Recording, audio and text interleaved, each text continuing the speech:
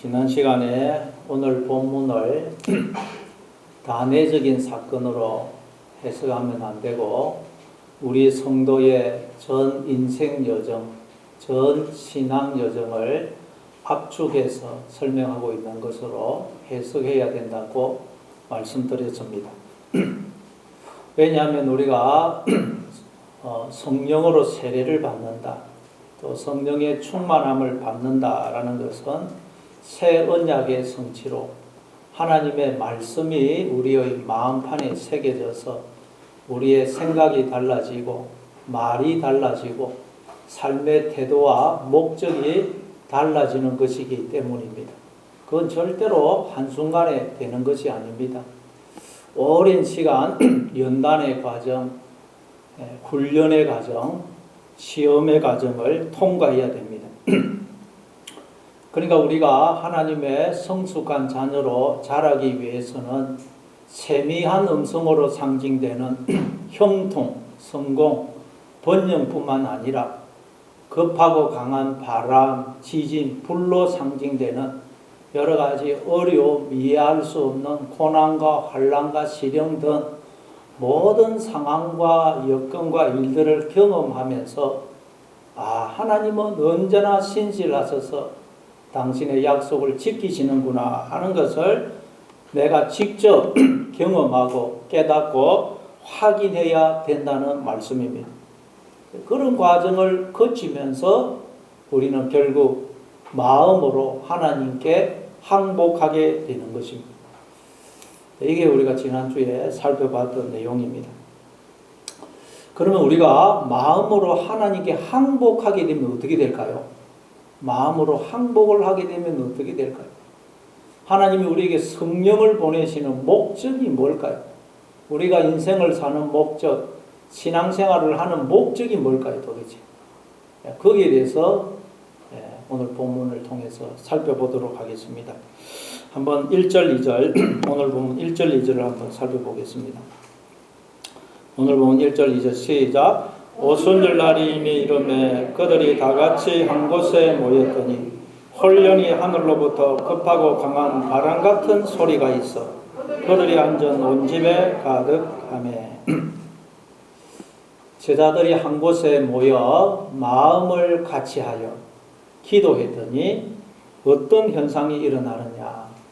급하고 강한 바람, 홀련히 하늘로부터 급하고 강한 바람 같은 소리가 있어 그들이 앉은 온 집에 가득하더라고 그럽니다.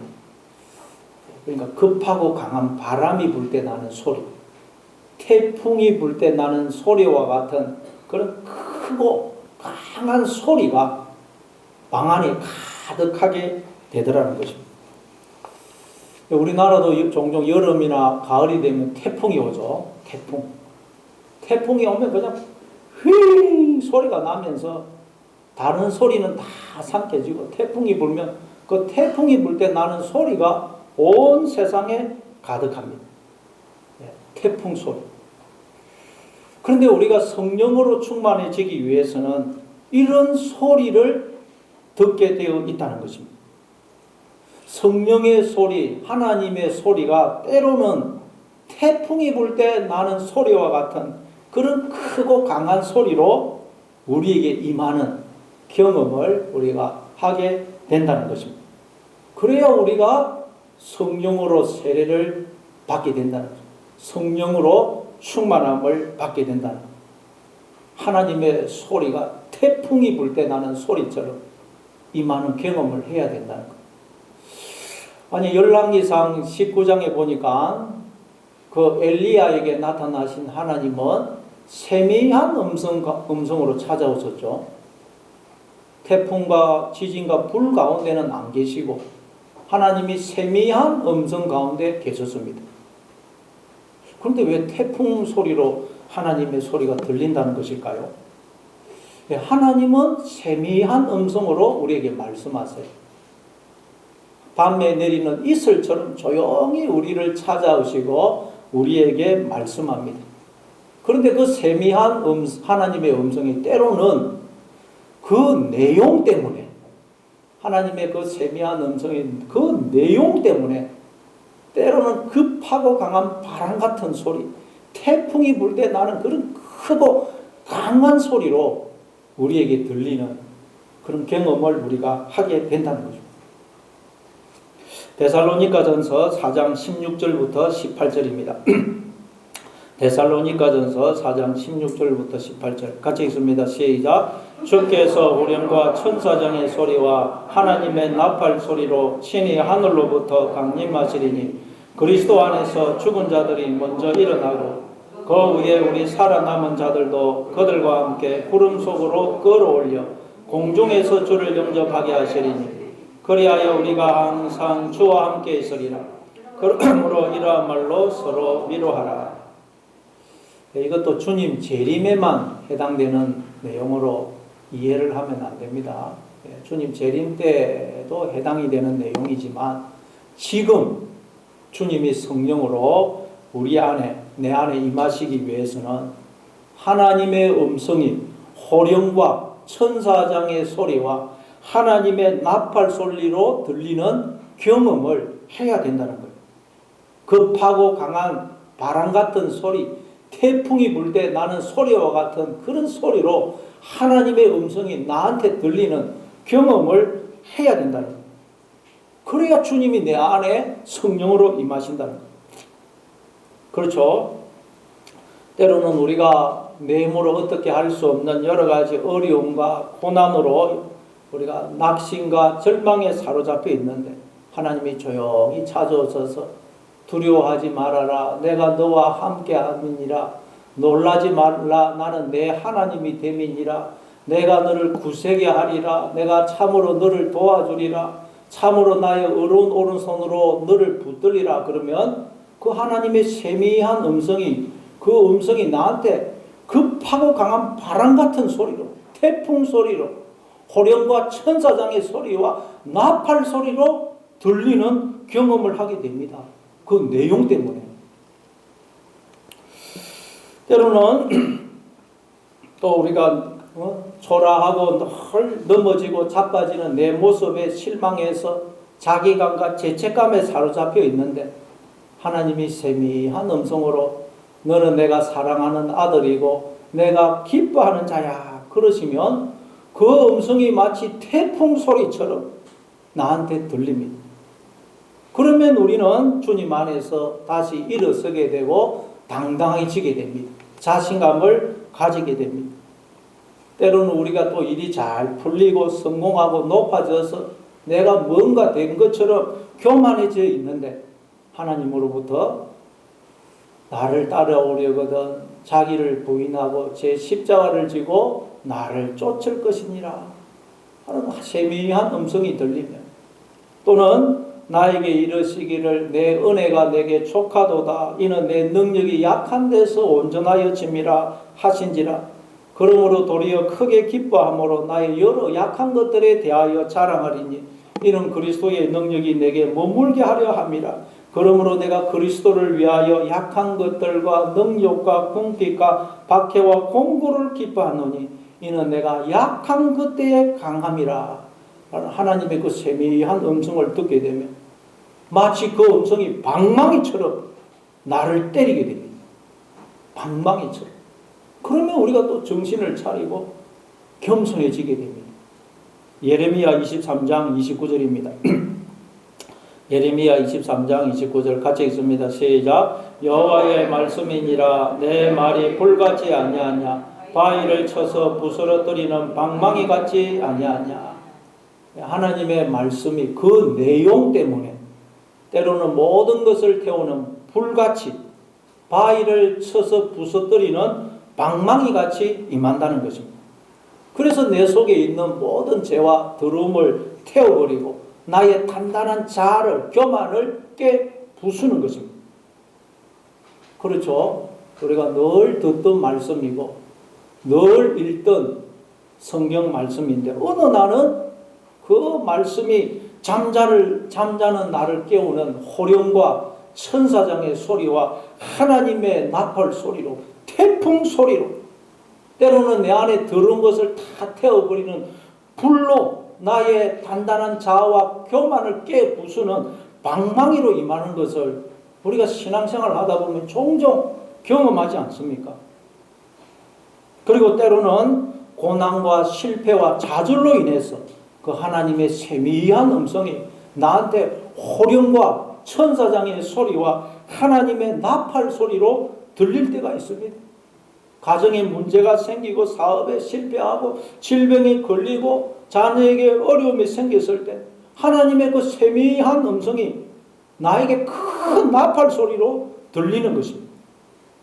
그래서 C.S. 루이스라는 사람은 고난은 우리를 향한 하나님의 확성기다, 그런 말을 했어요. 우리가 하나님의 음성에 귀를 기울이지 않으니까, 자꾸 잘못된 길을 가니까 하나님이 고난을 통해서 우리에게 소리를 지르신다. 고난을 통해서 급하고 강한 바람 같은 소리로 우리에게 말씀하시는 것입니다. 우리는 신앙생활을 하면서 그런 과정을 거쳐서 하나님의 말씀이 우리의 마음에 새겨지게 된다는 것입니다. 그렇지 않습니까? 인간들이 다들 얼마나 고집이 세고 자아가 단단합니까? 그러니 이런 과정 없이 어떻게 하나님의 말씀이 마음판에 새겨질 수가 있겠어요? 여러분, 공사장에 가면 돌에 비석에 글을 새길 때도 어떻게 합니까? 적으로 막 망치를 때리면 막 돌가루가 나고 소리가 나요. 돌판에 글을 새기도 막 망치 소리가 나야 되는데, 우리의 마음에 하나님의 말씀이 새겨지려면 어떻게 해야 되겠어요? 천지가 진동을 해야 되지 않겠습니까? 안 그러면 절대 우리의 마음판에 하나님의 말씀이 새겨지지 않는다는, 호령 소리, 천사장의 소리, 나팔 소리가 나고 태풍 소리가 나고 그래야 말씀이 마음에 새겨진다는 것. 요한계시록 1장 12절부터 15절입니다. 요한계시록 1장 12절부터 15절 같이 읽습니다. 시작. 몸을 돌이켜 나에게 말한 음성을 알아보려고 돌이킬 때에 일곱 금촛대를 보았는 촛대 사이에 인자 같은 이가 발에 끌리는 옷을 입고 가슴에 금띠를 띠고 그의 머리와 털의 희기가 흰 양털 같고 눈 같으며 그의 눈은 불꽃 같고 그의 발은 풀무불에 단련한 빛난 주석 같고 그의 음성 소리와 같으며. 사도 요한이 자신을 찾아온 그 주님의 모습을 묘사하는데, 그 중에 주님의 음성이 많은 물소리 같더라고요. 많은 물소리.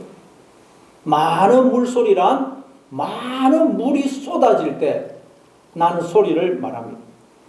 여름에 장맛비가 쏟아지면 막 비가 막 장맛비 그처럼 쏟아지면, 장대같이 쏟아지면 그 비 내리는 소리, 그 소리가 모든 소리를 삼켜서 다른 소리는 안 들리고 비 내리는 소리 그 소리만 들립니다. 주님의 음성이 그런 많은 물소리처럼 들리는 경험을 하게 되어 있다. 또는 우리가 바다에 가서 파도 치는 소리를 가까이 가서 듣게 되면 계속 파도 소리가 들리는데, 그 파도 소리가 모든 소리를 삼켜버려서 다른 소리는 안 들리고 파도 소리만 들립니다. 나이가라 폭포, 그걸 저는 가보지는 않았지만 동영상으로는 여러 번 봤습니다.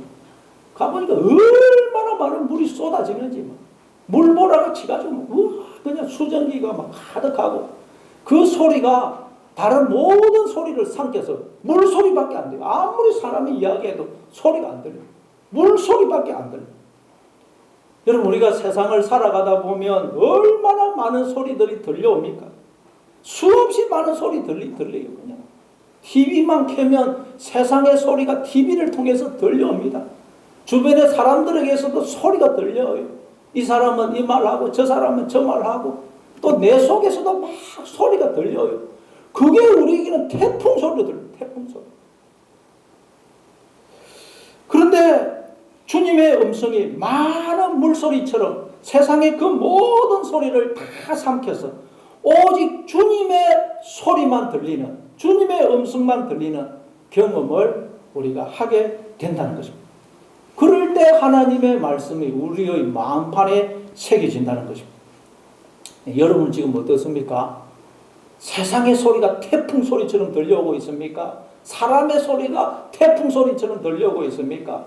아니면 하나님의 음성이 태풍 소리처럼 천둥 소리처럼 들리고 있습니까? 이 시간 하나님의 음성이 많은 물소리처럼 여러분에게 들리기를 바랍니다. 아멘. 하나님의 음성이 호령과 천사장의 소리와 나팔 소리로 태풍 소리로 여러분에게 들리기를 바랍니다. 아멘. 그래서 다른 소리는 다 삼켜버리고 하나님의 음성만 여러분 마음에 가득하기를 바랍니다. 아멘. 그럴 때 여러분 우리의 영혼이 살아나고 새로워지는 것입니다. 제자들은 그동안 수없이 하나님의 말씀을 읽고 들었습니다. 예수님으로부터도 수없이 많은 하나님의 말씀을 들었어요. 그런데 그때는 그 말씀이 귀에 들리지를 않았습니다. 무슨 의미인지를 몰랐어요. 그냥 한쪽 귀로 듣고 한쪽 귀로 흘렸어요. 늘 세상의 소리만 태풍 소리처럼 들려왔습니다. 그런데 하나님을 바라보고 하루하루를 살았더니 어느 날은 하나님의 말씀이 깨달아지면서 하나님의 말씀이 마치 호령과 천사장의 소리와 나팔 소리처럼 태풍 소리처럼 많은 물소리처럼 들리더라고요. 그 세상의 소리는 다 삼켜지고 사라지고 하나님의 소리만 들리더라고요. 그래서 생각이 달라지고 말이 달라지고 삶의 태도와 목적이 달라지더라고요. 이게 급하고 강한 바람 같은 소리가 온 집에 가득했다는 말씀의 의미입니다. 자, 그런데 또 제자들이 성령으로 세례를 받기 위해서는 또 어떤 과정을 통과하느냐? 우리 한번 3절을 읽어보겠습니다. 3절. 3절 같이 읽습니다. 시작. 마치 불의 혀처럼 갈라지는 것들이 그들에게 보여 각 사람 위에 하나씩 임하여 있더니, 급하고 강한 바람 같은 소리가 온 집에 가득할 뿐만 아니라 또 갈라지는 불처럼 보이는 혀들이 각 사람 위에 하나씩 임하여 있더라고 그래요. 여기서 마치 불의 혀처럼 갈라지는 것들이 그들에게 보여 각 사람 위에 하나씩 임하여 있더니, 좀 정확하게 번역하면 갈라지는 불처럼 보이는 혀들이 각 사람 위에 하나씩 임하여 있더니, 불을 우리가 나무를 떼어서 불을 지피면 그 불이 가만히 있는 게 아니고 움직이고 그 끝이 혀처럼 막 갈라지면서 낼름거리지 않습니까?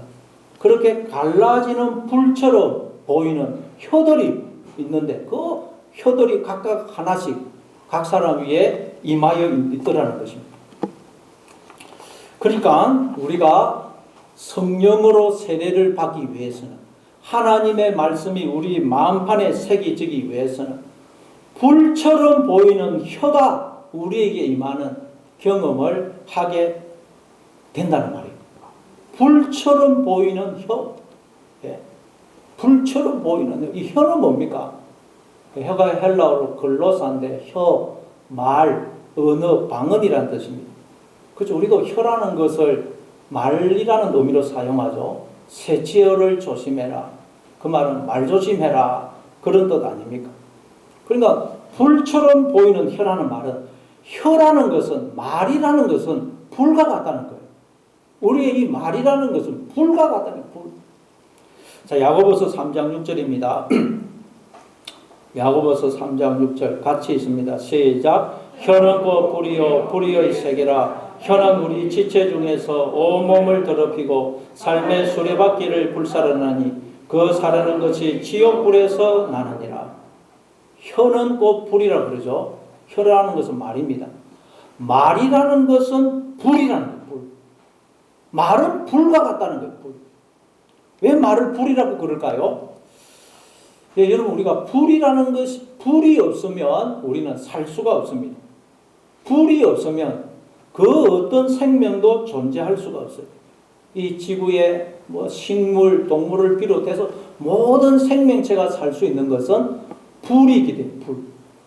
저 태양은 여러분 불이 타오르는 불덩어리입니다. 저 태양이 아주 불이 타올라서 태양이 빛을 지구에 비추어 주므로 지구에서 어둠이 물러가고, 또 태양이 지구를 쫙 불러 데워주기 때문에 냉기가 물러가서 이 지구에 온갖 식물들과 동물들이 살고 있는 것입니다.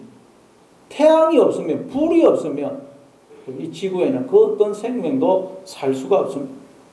그리고 우리도 불이기 때문에 밥을 해 먹고, 불이기 때문에 밥을 해 먹고, 또 따뜻한 물로 목욕도 하고, 겨울에도 보일러 틀어가지고 따뜻한 방에서 잠을 잘 수가 있어요. 불이기 때문에. 우리의 몸도 불덩어리입니다.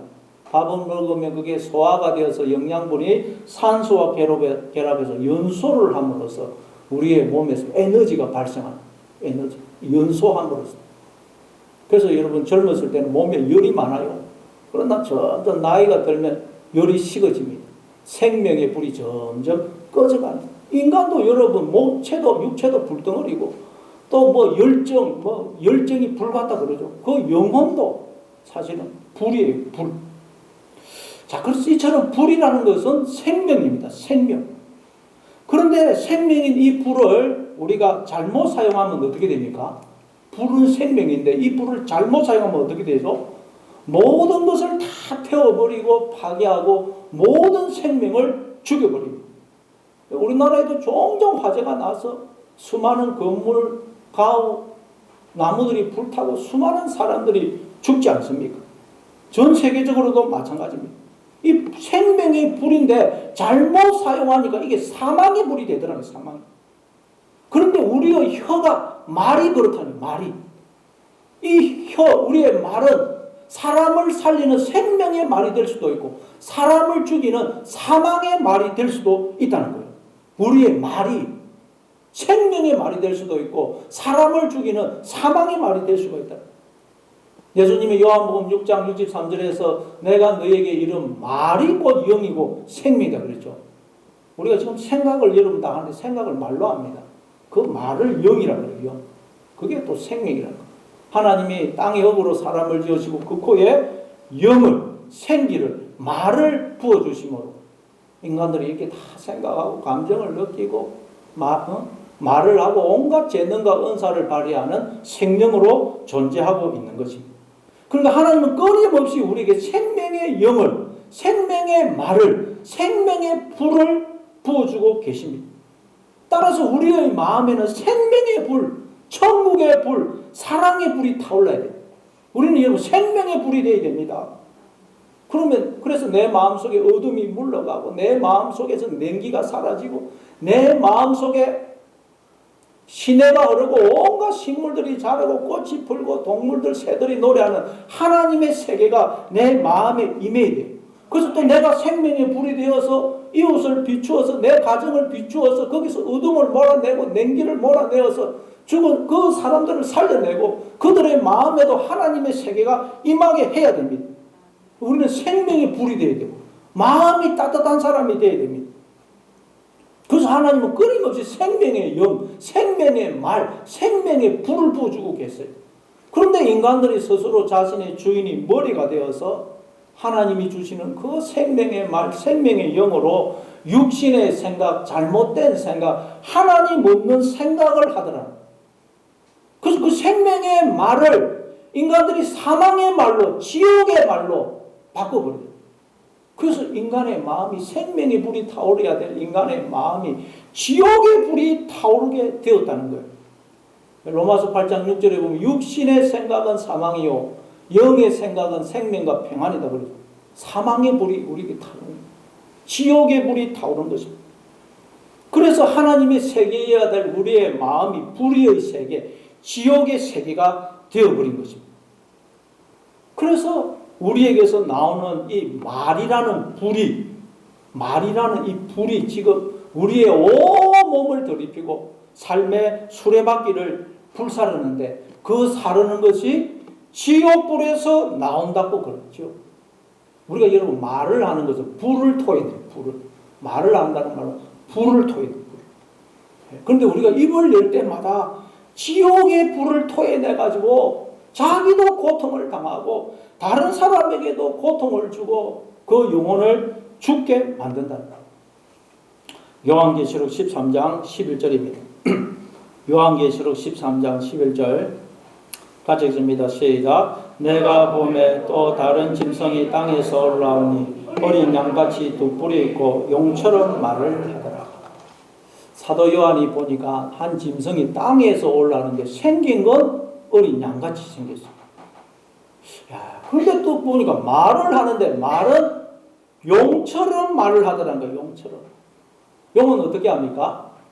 불을 토해내어서 모든 걸 파괴하고 사람들을 죽이지 않습니까? 이게 지금 인간의 실상이라는 거예요. 겉으로 보니까 모든 인간들이 다 하나님의 형상으로 지음을 받아서 하나님의 자녀 같아요. 겉으로 보니까 신앙이 참 좋은 것 같아요. 겉으로 보니까 예수 참 잘 믿는 것 같아요. 어린 양 같아요. 근데 말하는 걸 보니까 용처럼 말을 하더라는 거예요. 지옥의 불을 토해내더라는 거예요. 이게 인간의 실상이라는 거예요. 그래서 부모가 자식에게 지옥의 불을 토해내고 부부가 서로에게 지옥을 토해내 가정이 풍비박산이 되고 자녀들이 상처를 입고 그 불에 화상을 입어서 다들 못 살겠다고 아우성을 치는 것입니다. 지금 온 세상이 인간들이 토해내는 지옥의 불로 가득 차 있어요. 그래서 그 지옥의 불에 화상을 입어서 다들 신음하고 비명을 지르고 자살을 하고 그런 거예요. 인간들이 전부 다 지옥의 불을 토해내고 있다는 거예요. 교회가 어려움을 당하고 시험에 드는 이유도 하나입니다. 겉은 다 양 같아요. 양 같아요. 그런데 전부 그 속에 용이 있어서 지옥의 불을 토해내기 때문에 우리 속에 다 용이 있어요. 어렸을 때는 이 용이 새끼용이에요. 새끼. 그래서 불을 토해내도 지옥의 불을 토해내도 귀여워요. 별로 화상을 안 입습니다. 그런데 나이가 들면 우리 속에 있는 이 용이 자랍니다. 점점 자라요. 내 생각, 내 주장, 내 자아가 강해지는 게 우리 속에 있는 이 용이 자란 거예요. 용. 그래서 이제는 생긴 것은 다 어린 양처럼 생겼는데 말을 하는 거 보면 전부 다 지옥의 불을 토해내는 거예요. 지옥. 용이 있어가지고 얼마나 강한 지옥의 불을 토해내는지 모릅니다. 교회에서 성도들이 같이 모여서 은혜 받은 것을 나누고 하나님의 말씀을 서로 나누면 생명의 불이 활활 타오르요. 장작을 모아놓으면 불이 더 커지듯이 성도들이 모여서 은혜를 나누고 말씀을 나누면 생명의 불이 더 활활 타오릅니다. 그러면 나도 살고 다른 사람도 삽니다. 근데 문제는 우리 속에 용이 있다는 거예요. 용이. 이 용이 가만히 있지를 않습니다. 틈만 나면 그냥 불을 토해내고 싶어요. 그래서 어느 순간 누구 한 사람이 슬그머니 지옥의 불을 토해냅니다. 그러면 그 지옥의 불이 그렇게 달콤해요. 누구 욕하고 듣고 있으면 얼마나 달콤합니까? 그래서 여기저기서 지옥의 불을 토해내고 나중에는 걷잡을 수 없이 지옥의 불이 타오르게 돼요. 그래서 상처를 받고 시험에 들었다 그러고 교회가 쪼개지고 어려움을 당하는 것입니다. 시험에 들었다는 말은 다른 게 아닙니다. 지옥의 불이 내 마음에 옮겨 붙었다는 거예요. 시험에 들었다 그런 말을 하는데 그럼 회개해야 됩니다. 내가 지금 하나님을 바라보고 있지 않다는 말이에요. 지옥의 불이 달콤해가지고 거기 기웃거리다가 지옥의 불이 내 마음에 옮겨 붙었다는 뜻입니다. 우리 예수 믿는 사람은 뭐 시험에 들었다 그런 말을 하면 안 돼요. 그런데 문제는 우리의 마음속에 타오르고 있는 이 지옥불을 우리가 통제할 수가 없다는 거예요. 물리적인 불은 우리가 끌 수 있습니다. 타다 보면 꺼집니다. 그런데 우리의 마음속에 타오르고 있는 이 지옥의 불은 절대로 꺼지지도 않고 끌 수도 없다는 거예요. 지금까지 끈 사람이 아무도 없어요. 야고보서 3장 7절 8절입니다. 야고보서 3장 7절 8절 같이 읽습니다. 시작. 여러 종류의 짐승과 새와 벌레와 바다의 생물은 다 사람이 길들일 수 있고 길들여 왔거니와 혀는 능히 길들일 사람이 없나니 쉬지 아니하는 악이요 죽이는 독이 가득한 것이라. 지금까지 인간들은 여러 종류의 짐승과 새와 벌레와 바다의 생물까지 길들여 왔다는 것입니다. 그렇죠? 심지어 보면 뱀도 길들여 가지고 확 피리를 부니까 뱀이 춤을 추면서 올라나와요.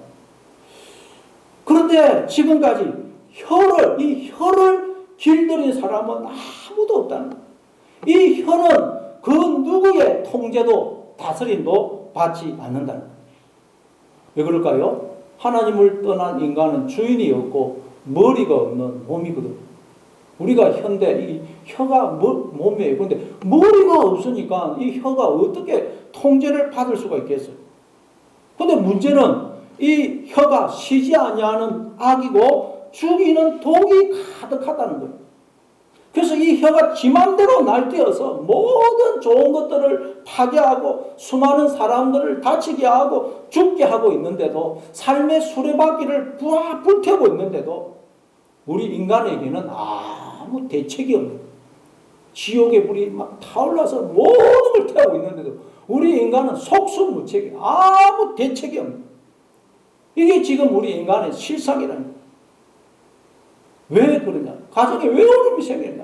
우리가 지옥의 불을 토해내서 그렇다. 이 혀가 통제가 되지 않아서 그렇다는 거예요.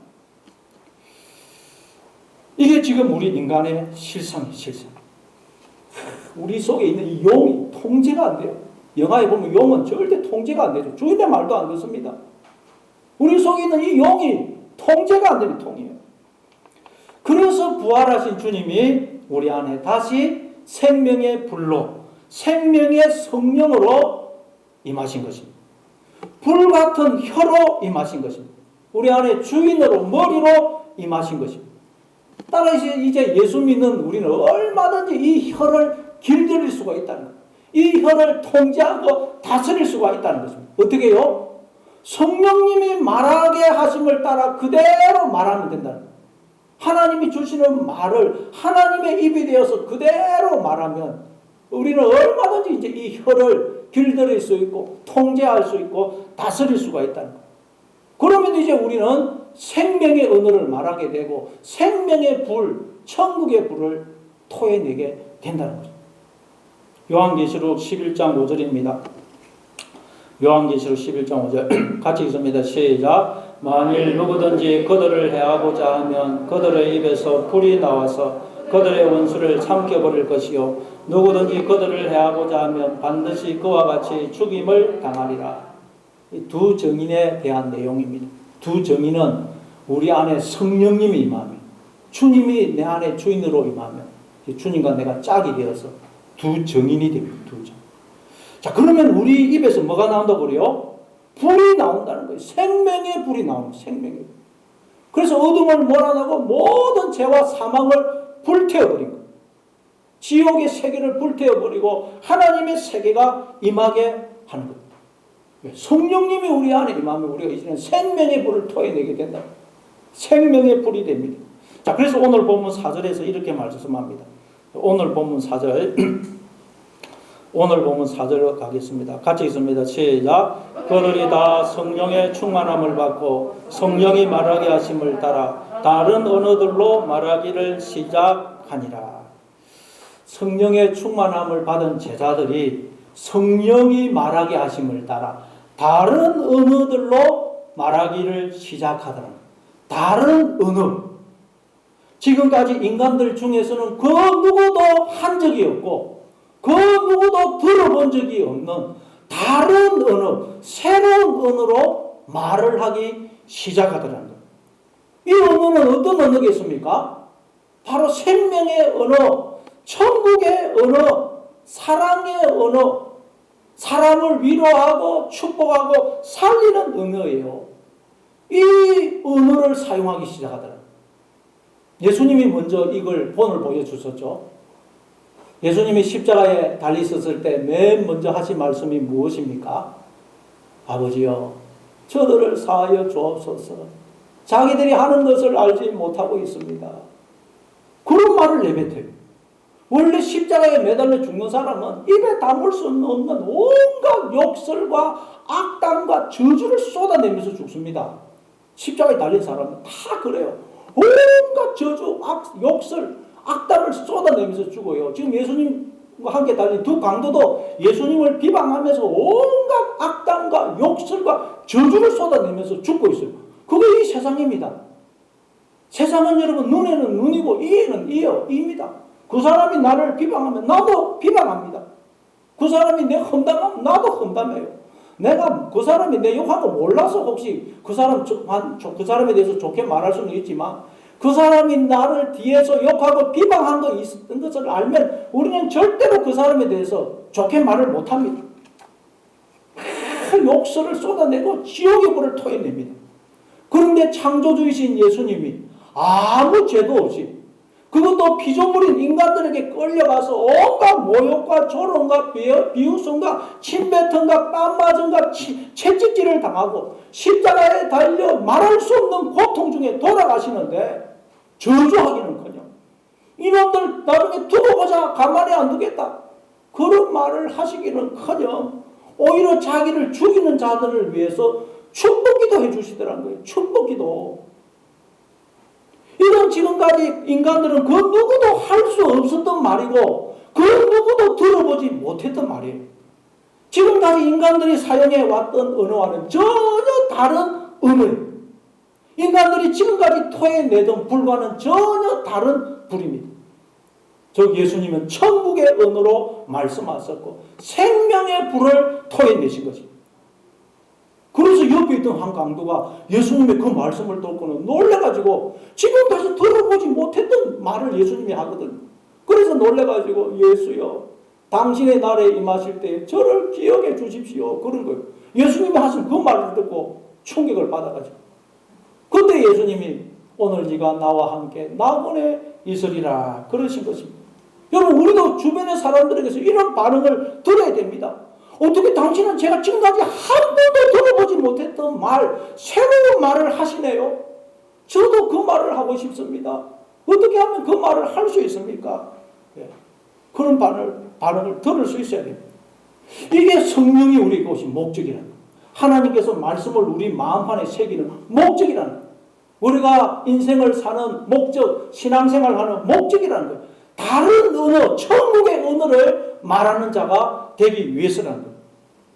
그럼 예수님은 도대체 어떻게 이런 상황에서 이런 말을 하실 수가 있었던 것일까요? 요한복음 14장 10절입니다. 요한복음 14장 10절 같이 읽습니다. 시작. 내가 아버지 안에 가고 아버지는 내 안에 계신 것을 내가 믿지 아니하느냐. 내가 너에게 이르는 말은 스스로 하는 것이 아니라 아버지께서 내 안에 계셔서 그의 일을 하시는 것이라. 예수님은 어떻게 해서 이런 상황에서 생명의 언어, 천국의 언어를 말씀하실 수 있느냐? 자기 성질대로, 자기 혈기대로, 자기 감정대로 말하지 않으시고 자기 생각대로 말하지 않으시고 아버지께서 주시는 그 말을 그대로 하나님의 입이 되어서 말씀하셨기 때문에 이런 상황에서도 생명의 언어, 천국의 언어를 말씀을 할 수가 있었답니다. 마태복음 5장 37절입니다. 마태복음 5장 37절 같이 읽습니다. 시작. 오직 너희 말은 옳다 옳다 아니라 아니라 하라. 이에서 지나는 것은 악으로부터 나느니라. 옳다 옳다 아니라 아니라 하라. 이 말은 뭐 구질구질하게 뭐 길게 설명하지 말고 옳으면 옳다 아니면 아니라고 해라. 옳고 그름을 분명히 해라. 단순히 그런 말이 아닙니다, 여러분. 그러면 여러분 그리고 아무리 여러분 생각하고 생각해가지고 나는 이게 옳다라고 말을 한다 할지라도 이 세상에서 가장 거짓되고 부패한 우리 인간의 마음에서 무슨 선한 것이 나오겠어요? 그리고 그렇게 해석을 해버리면 이건 윤리 도덕이고 처세술에 관한 내용이 되지 복음이 아닙니다. 그러나 성경의 모든 내용은 다 복음이에요. 왜냐하면 하나님과의 관계를 전제로 해서 우리에게 주어지는 말씀이기 때문입니다. 그래서 성경의 모든 말씀은 하나님과의 관계를 전제로 해서 해석해야 됩니다. 그리고 이 말 무슨 뜻이에요? 성령 하나님이 우리 안에 주인으로 머리로 들어와 계시기에 그 성령 하나님이 예수라고 하라 그러면 나는 너라고 하고 싶지만 예수라고 하고 하나님이 너라고 하라 그러면 나는 예수로 하고 싶지만 너라고 하라는 말이에요. 나는 막 그냥 성질대로 욕을 한 바가지 퍼붓고 싶지만 꽝 지르고 그냥 막 나도 한 소리 하고 싶지만 하나님이 그러지 말고 축복해주라 좋은 말을 해라 그러면 그렇게 하라는 거예요. 그러면 우리는 전혀 다른 언어로 말을 하게 되는 것입니다. 생명의 불을 토해내게 되는 것입니다. 그러면 여러분 먼저 내 마음에 평안이 임합니다. 내 마음에 하나님의 세계가 임합니다. 그리고 주변의 사람들이 바로 살아나게 돼요. 내가 생명이 불이 되면 주변의 사람들도 살아납니다. 마태복음 5장 44절 45절입니다. 마태복음 5장 44절 45절 같이 읽습니다. 시작. 나는 너희에게 이르노니 너희 원수를 사랑하며 너희를 박해하는 자를 위하여 기도하라. 이같이 한즉 하늘에 계신 너희 아버지의 아들이 되리니 이는 하나님이 그 해를 악인과 선인에게 비추시며 비를 어려운 자와 불의한 자에게 내려주십니다. 원수를 사랑하고 나를 박해하는 자를 위하여서 기도해 주라고 말씀합니다. 어떤 상황에서도 천국의 언어를 말하는 거예요. 그래서 하나님이 우리에게 원수를, 나를 박해하는 자를 허락하시는 것입니다. 왜요? 원수를 사랑하고 나를 박해하는 자를 위해서 축복의 말을 하는 훈련을 하라고. 어떤 상황에서도 천국의 언어, 생명의 언어를 말하고 생명의 불을 토해내는 훈련을 하라고 우리에게 자꾸 원수를 박해하는 자를 허락하시는 것입니다. 안 그러면 이 훈련을 못해요. 여러분에게 원수가 있고 괴롭히는 사람이 있습니까? 바로 그런 상황에서 생명의 언어, 천국의 언어, 생명의 불을 토해내는 훈련을 하라고 하나님이 그 사람들을 보내신 것입니다.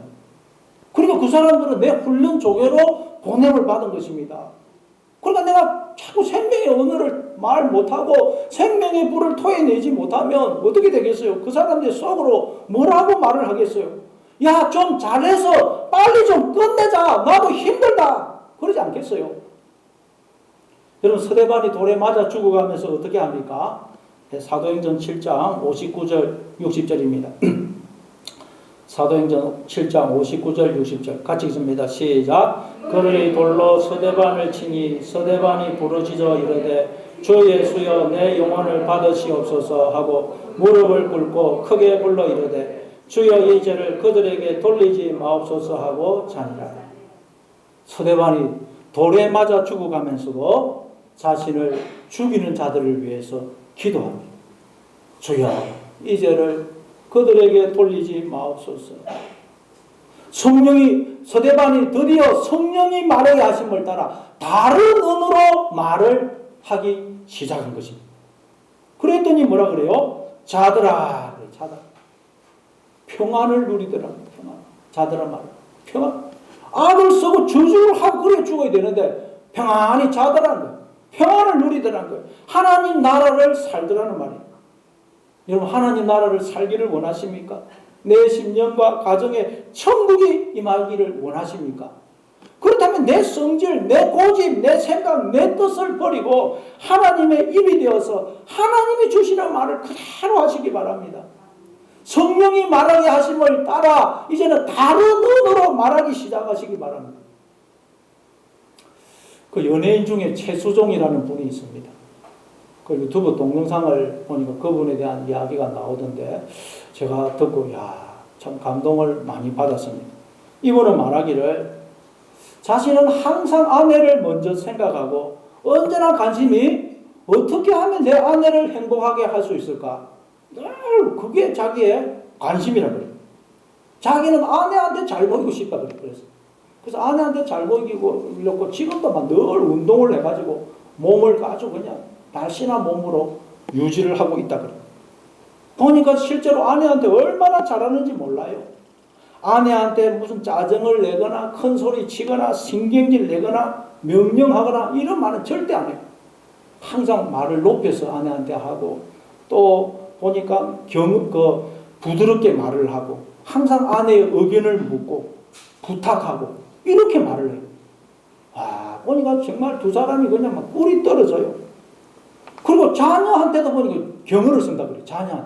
자녀한테 전화를 하면 누구니 자녀 이름을 뒤에 님자를 누구니 잘 계셨습니까? 요즘 어떻게 지내십니까? 밥은 드셨습니까? 자녀한테도 경어를 쓴다는 거예요. 그러니 당연히 자녀들도 부모에게 경어를 쓸 수밖에 없고 부모에게 잘할 수밖에 없어요. 제가 그걸 보면서 최수종 씨는 정말 성령이 말하게 하심을 따라 다른 언어를 말을 하시는 분이구나. 그런 생각이 들었습니다. 특별히 우리 경상도 남편분들은 아내한테 말을 거칠고 함부로 하는 경향이 많습니다.